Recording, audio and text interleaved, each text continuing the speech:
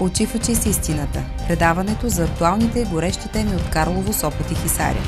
Реакциите по най-важните събития в региона.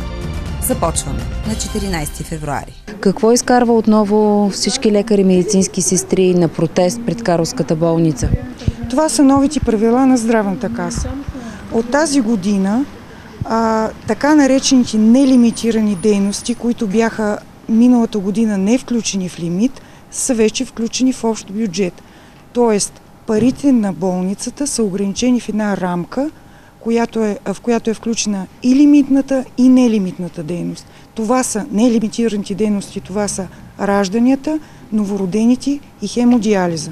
Какво на практика означава това? Например, каква е общата сума, стойност, която за месец януари или февруари ще има болницата, с която ще разполага?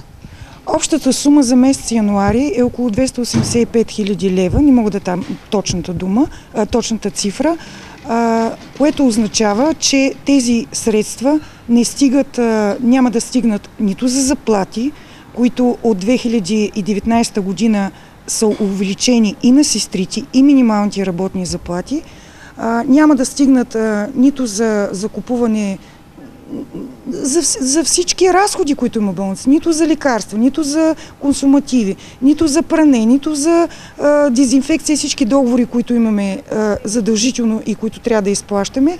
Плюс да не говорим, че са увеличени цените на тока, водата и на практика това обрича ли Карловската болница на фалит?